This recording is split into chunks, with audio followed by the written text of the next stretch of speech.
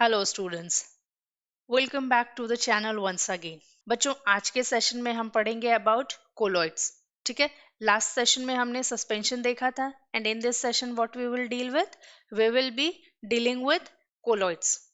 ठीक है, so before we start our today session, if you like my video then please give me the thumbs up and share the video, and also do subscribe the channel if you are new here. Okay, so let us begin with our today's session without taking much time. See, first of all हमें पढ़ना है colloidal solution.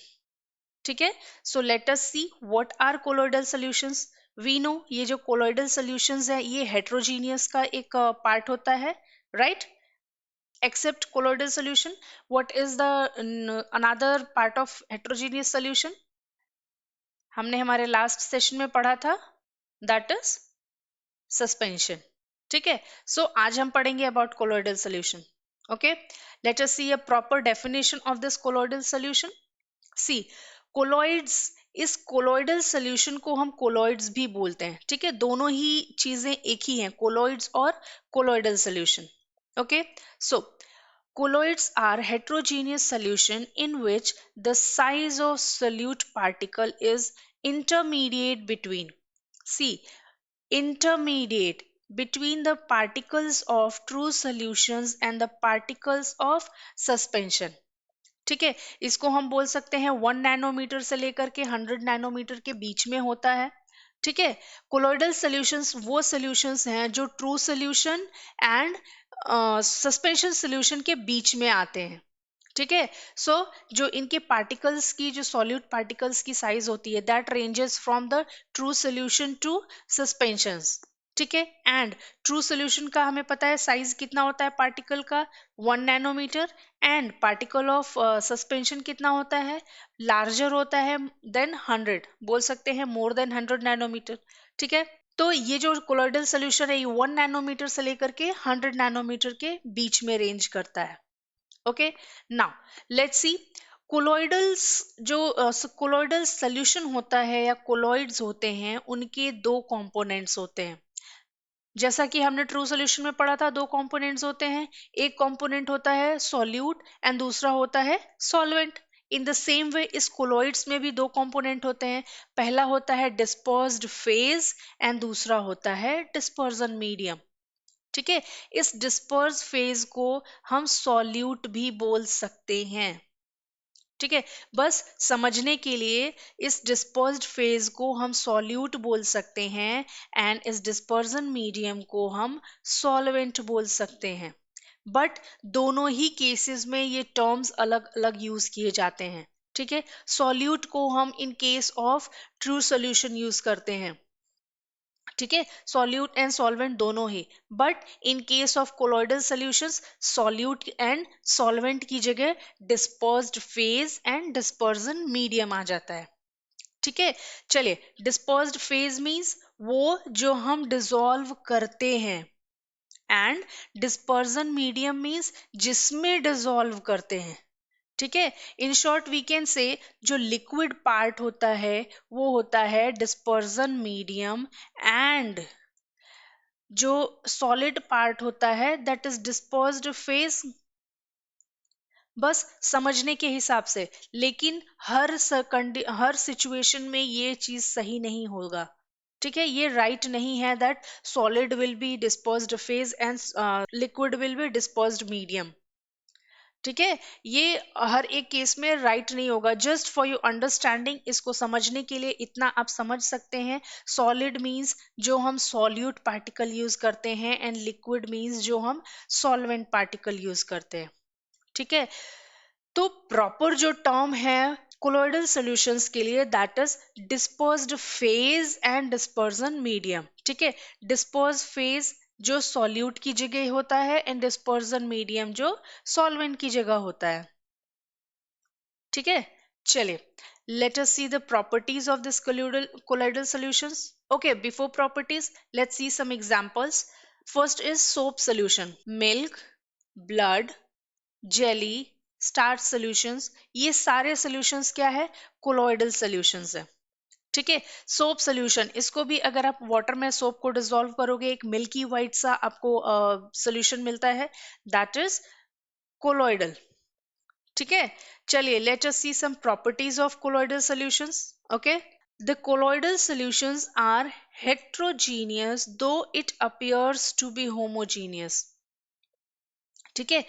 Let us consider the soap solution. अगर आप soap solution को देखेंगे then उसके अंदर आप यू विल सी कोई सा भी पार्टिकल आपको नजर नहीं आएगा। जो सोप होता है वो कंप्लीटली आपको ऐसा लगेगा कि वो वाटर के अंदर डिसॉल्व हो गया, राइट बट ऐसा होता नहीं है, बिकॉज उसके जो पार्टिकल्स होते हैं सोप सोल्यूशन के ट्रू सोल्यूशन से थोड़े ज्यादा होते हैं एंड सस्पेंशन से थोड़े छोटे होते हैं, राइट इसलिए वो हमें क्लियरली दिखते नहीं है।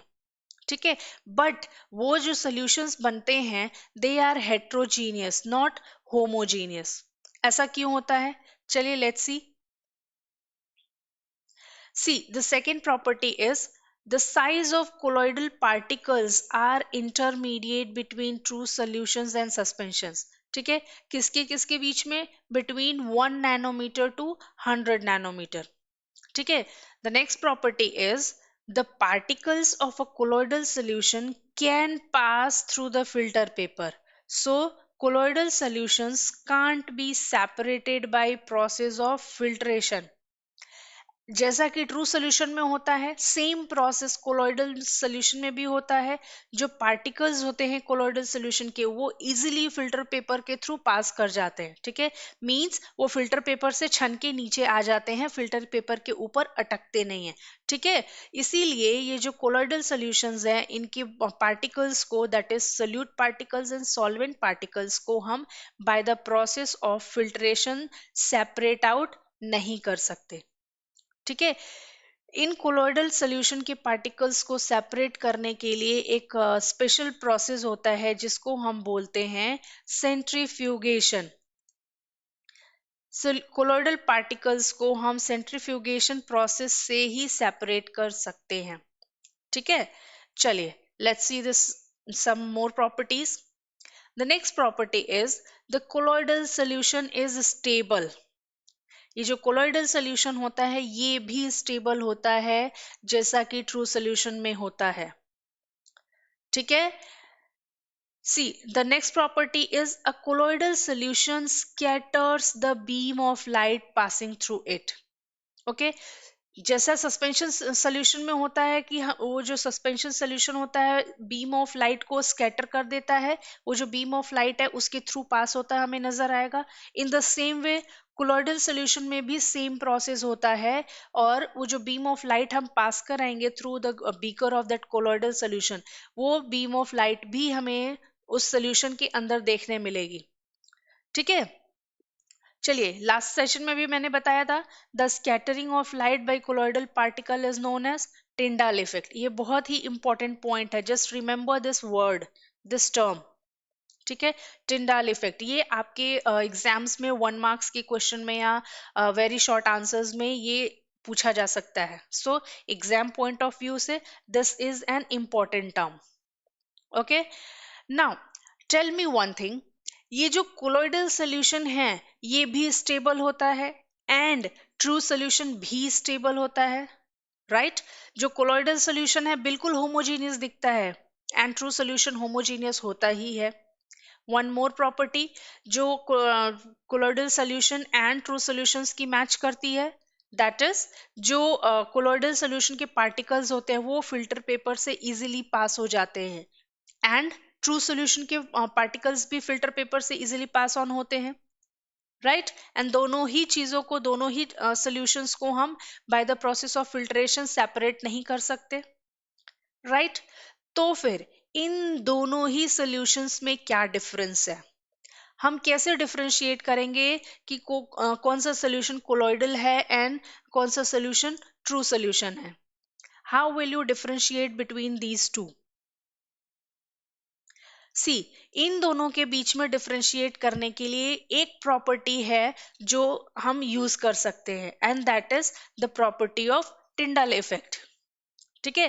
कोलोइडल सॉल्यूशंस में टिंडल इफेक्ट शो होता है, but true solutions never show Tyndall effect. ठीक है। ट्रू सॉल्यूशंस के अंदर टिंडल इफेक्ट कभी नहीं होता, बीम ऑफ लाइट स्कैटर नहीं करती है जो उसके थ्रू पास होती है, but colloidal solutions scatters the beam of light passing through it. ऐसा होता है ना। सो इस प्रॉपर्टी से हम इन दोनों ही सॉल्यूशंस को सेपरेट आउट डिस्टिंग्विश कर सकते हैं। Okay, so students, that's all for today session. हमारे नेक्स्ट सेशन में we will study about the types of solution. ठीक है। So till then, keep studying and happy learning. Thank you for watching the video.